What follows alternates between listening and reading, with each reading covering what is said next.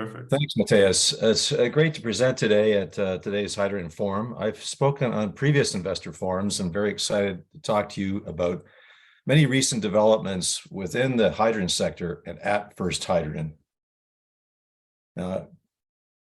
Quickly, I draw your attention to the forward-looking nature of this presentation, and please review this at your leisure. Now, we are First Hydrogen, and simply put, we have a mission to accelerate decarbonization, and we're holistically doing this by applying advanced technology in order to create a straightforward and compelling value proposition for our customers. And that is to provide a competitive total cost of ownership for fleet operators to allow them to transition from current technology, current carbon-based propulsion systems, to zero-emission systems with clean, green energy. And so this is our mission, and we do this through the combination of providing both the automotive solution and the energy solution as a complete package.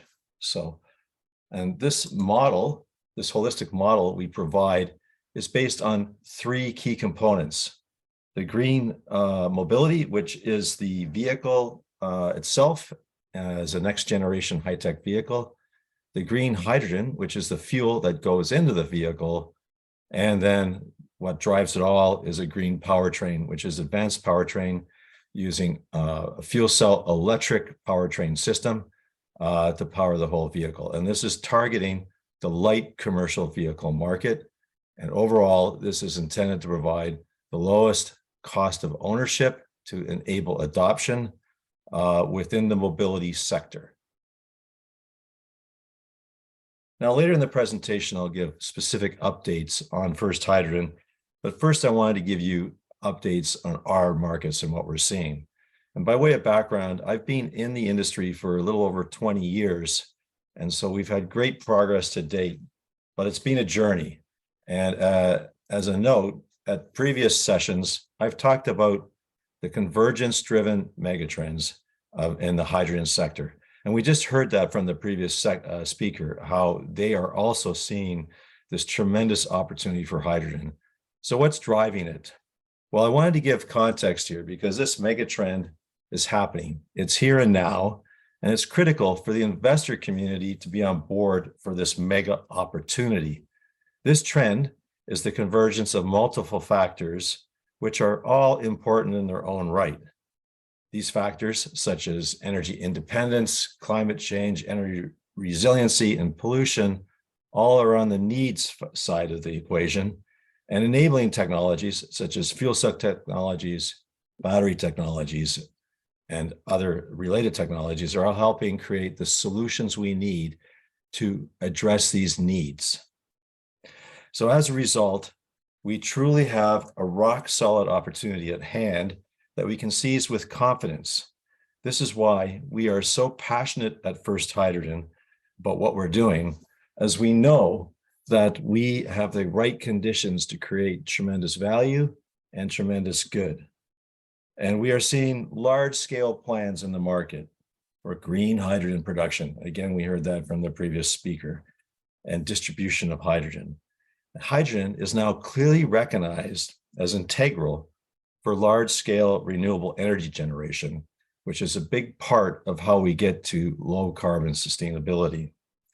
And for storage of green energy, supporting decarbonization where the total cost of ownership and use case is additive to what can be achieved with other technologies, such as using batteries only.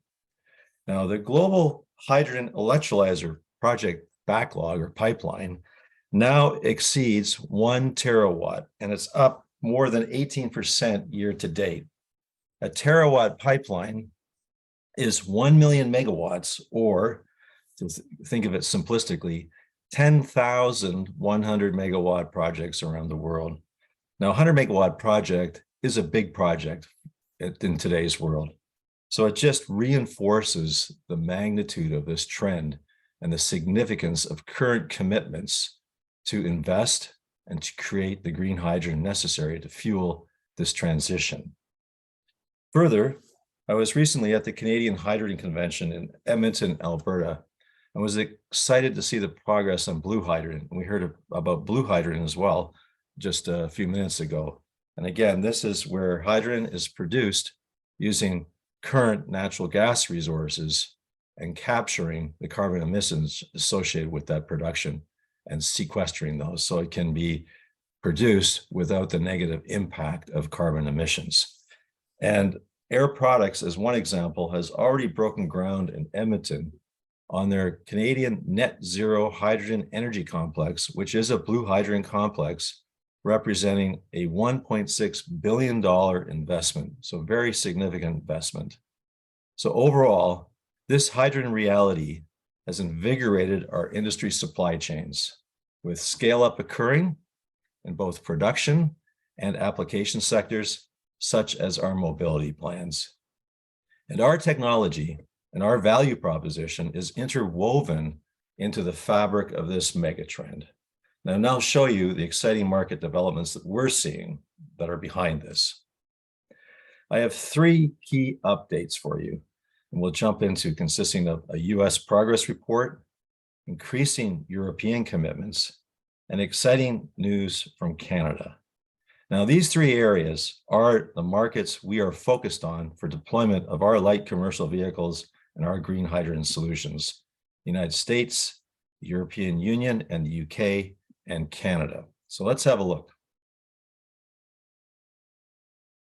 Now, we've heard about the IRA. So this is where the US industry has really jumped into it. And the IRA is the Inflation Reduction Act, recently put in place by the US government.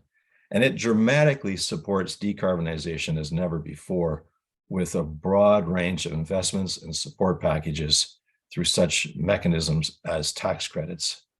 And along with the IRA is the US Department of Energy with their strategy, their complementary strategy of creating hubs for hydrogen production. And these proposals for hydrogen hubs span coast to coast across the United States, representing some 40 states.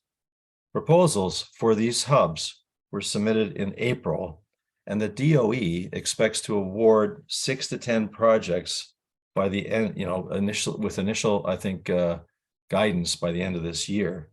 And so this will give these projects such mechanisms as loan guarantees, other incentives as part of the IRA.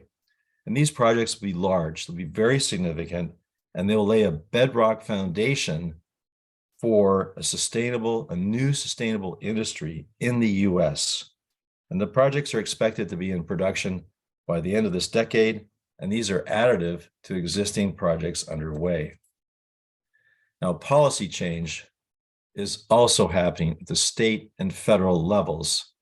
California has always been a pace setter in this area in vehicle decarbonization. And as a note, California has recently added plans to accelerate decarbonization of heavy-duty trucks in addition to passenger vehicles and light commercial vehicles. Very exciting.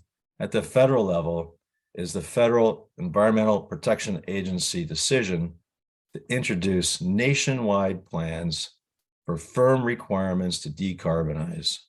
Our segment, the light commercial segment, is planned to require 2/3, that's 2/3 of all new light commercial vehicles to be zero emission by 2032 and 100% by 2035. So there's no denying it. Major change is underway, and this will cause a significant opportunity for first hydrogen. And only last week was the announcement of the new US hydrogen strategy and roadmap. And this comprehensive plan has three key priorities. First, direct the hydrogen, prioritize the hydrogen use to high impact areas. This is the industrial, transportation, and long duration energy storage markets. Long duration energy storage linking with an expected boom in new renewable energy installations. Make the hydrogen affordable with plans to target costs of $2 a kilogram by 2026, going to $1 a kilogram by 2030. And those are costs as opposed to distributed selling prices. But nonetheless, they're significantly lower than today's costs in the market. And with that, we need to then apply the hydrogen. And again, with the hydrogen hub strategy, the focus is on creating regional networks. So we start building large output centers of hydrogen and then filling in between those networks over time. So that simple 3-point strategy is really aimed at creating a foundation in the US market that will be sustainable and will eventually expand across the US. So bottom line on the US market is there are large projects happening for hydrogen. There's traction on emission reduction plans, firm policy support, all driving the conversion to zero emission with significant goals, significant progress planned this decade. And all of this is our major underpinnings for First Hydrogen's business plan. Now, the EU, the European Union, is also keeping pace, and it's rolling out its own execution elements of its own ambitious plans. On February 1st, so that's very recently, the EU announced its plans to effectively match the US IRA program. Since then, the European Union has rolled out a number of significant programs, starting with the formation of the Hydrogen Bank to provide market certainty on the demand side of hydrogen production. This market-making function is very practical and draws on the experience from scaling up both wind and solar in the European market. And this initiative is now supported by the German-based H2 Global organization to help ensure both acceleration and uniformity of approach across Europe. A contract for difference model is expected where the bank will bridge fund hydrogen in order to ensure that it is economically priced for the market during the early stages of scale up. This is happening this year. So things again are moving in a very fast and significant fashion. And combine this market making function with binding targets for hydrogen production, and we do expect a massive increase in projects to generate green hydrogen. How massive do you say? Well, here's a summary, and it's a 1,000-fold increase this decade in the amount of hydrogen produced in Europe from green sources. And this is projected to accumulate in 138 gigawatts of installed capacity. Now, this is in addition to current plans by the EU to also import green hydrogen in large quantities. In fact, Germany was in Canada negotiating deals for the east coast of Canada to be one of those providers of green hydrogen exports to allow energy to be brought into the European Union, sustainable green energy.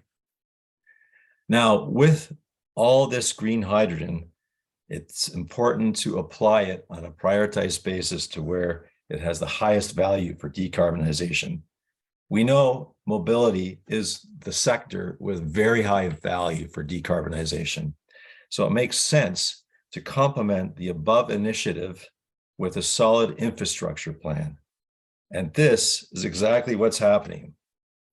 Look at this plan to create a fueling station backbone in Europe and the UK.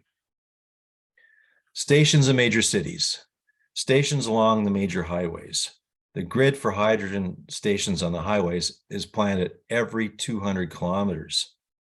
I've also heard recently of French proposals to go far beyond this backbone and apply an additional over 700 fueling stations in France just for light commercial vehicle fueling. So a big push in the light commercial vehicle sector. We definitely have a real solution for zero emission mobility using hydrogen in the European market. Now, a quick update on Canada.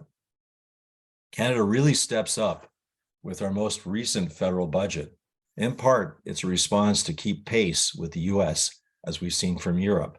And in part, it's an important commitment by Canada to meet our climate change goals.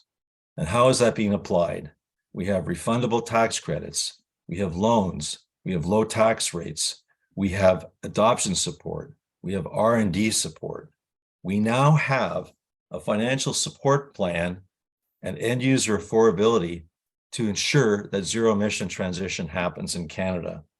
Canada now is a super attractive place for our business, given these financial incentives and given its competitive renewable energy resources.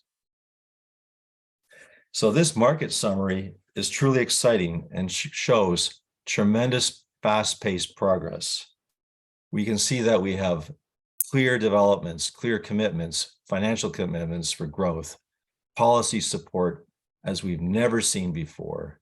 And this is creating huge potential for decarbonization in all areas with zero emission vehicles, and I believe commercial vehicles at the very forefront of that adoption curve. And our focus, as we've seen with the growth and commitments being in Europe, UK, North America, our focus on these markets remain true, and now even more increased opportunities in Canada. Yet, we have climate concerns that require faster change. And with all we've seen, we're both confident and hopeful that we can make this energy transition happen and re-energize our economies. However, climate concerns we have to recognize, and I just wanted to show this picture. This is a recent picture from New York City. We've had tremendous problems in Canada this spring with forest fires. It seems like the whole country is burning up. So it seems undeniable that climate change is having a very negative effect. And now the smoke from Eastern Canada has blanketed New York and even Washington. So when we see dramatic pictures such as this, we recognize that something is happening that requires urgency and it's time to act. We really have to get on with this transition as soon as possible.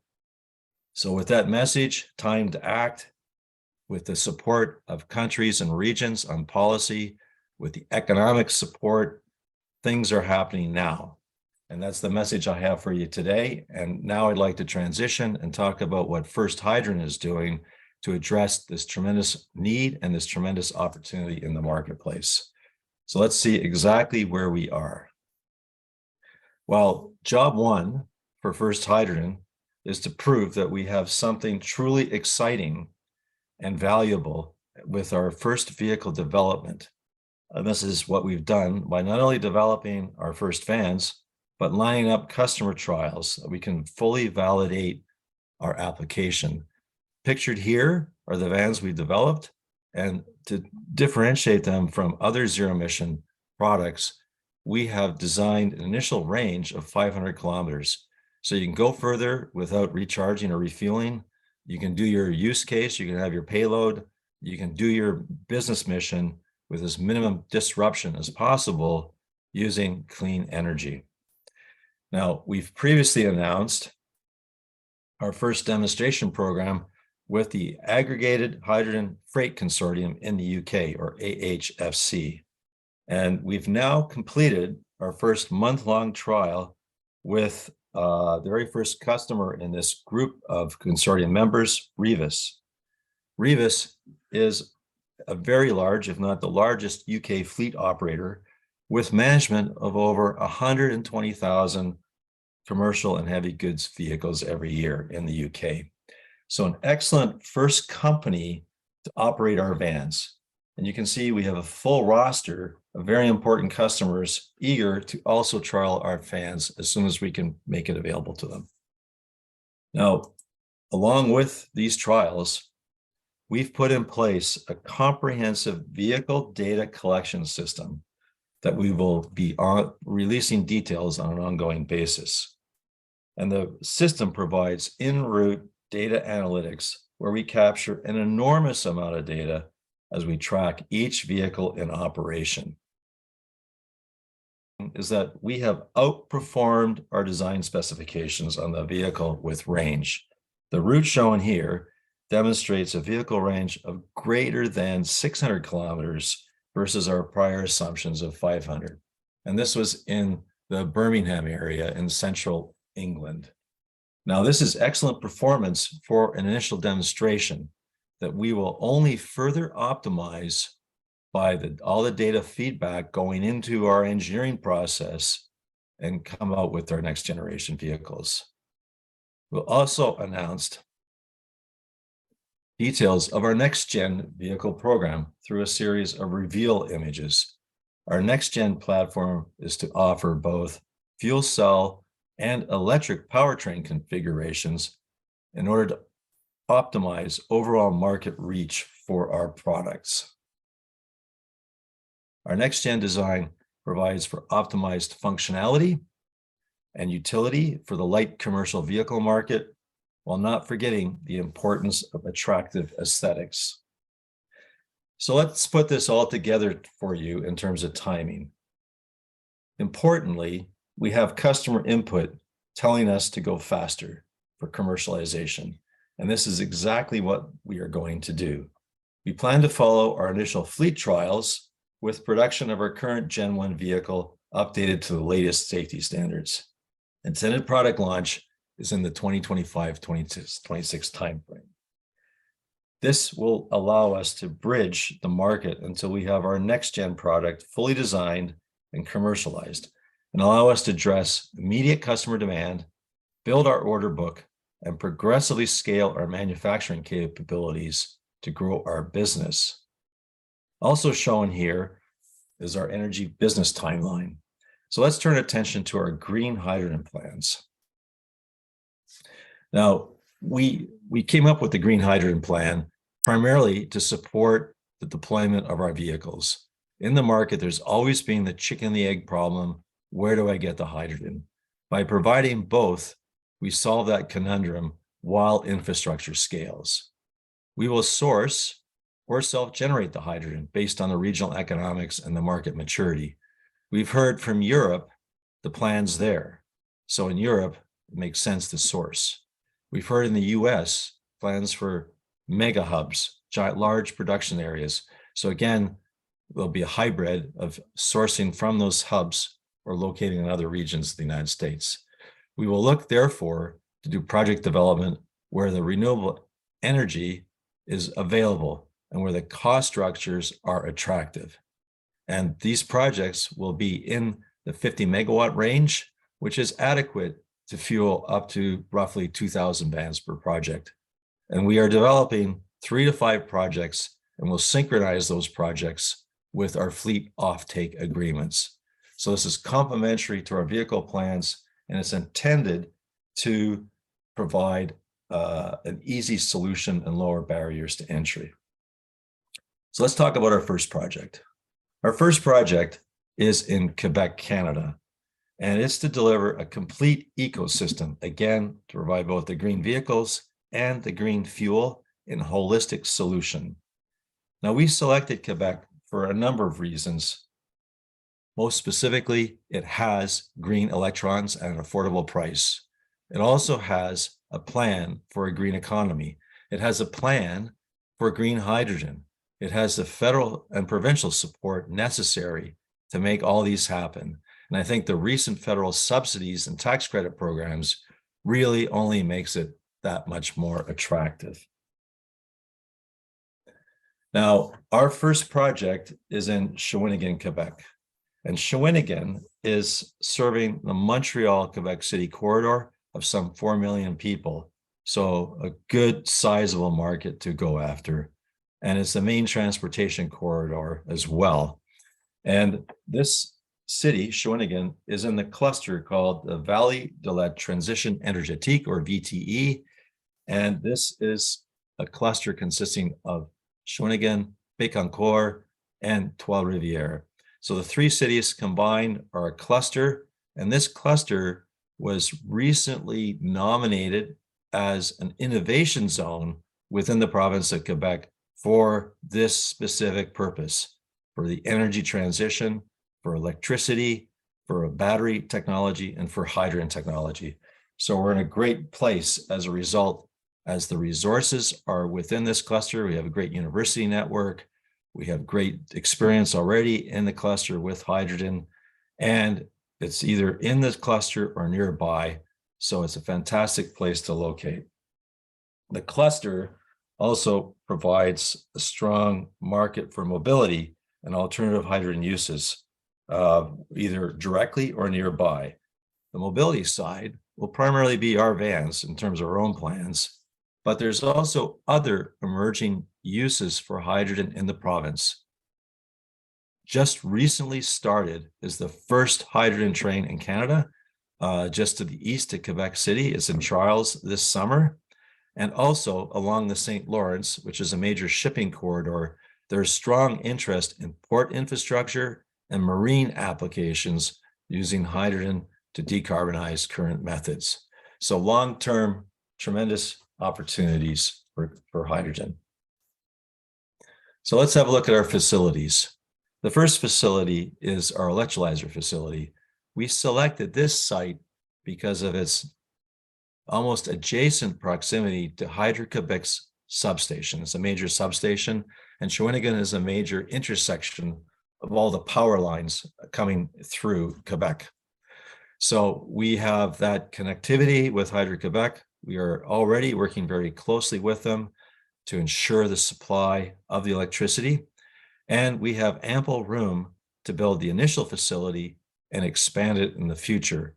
It's next to the local river where we intend to draw the water for our electrolysis project. And the site is well connected with both rail and road access to allow us to transport the hydrogen regionally to where the vans are being used. The vehicle facility is nearby. It's in a separate techno park, which is being formed as a manufacturing cluster. Again, we have ample space for long-term expansion and great connectivity to transportation networks.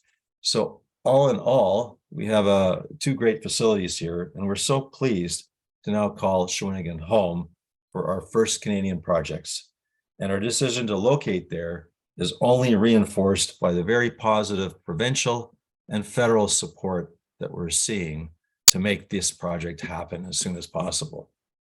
So let's wrap up.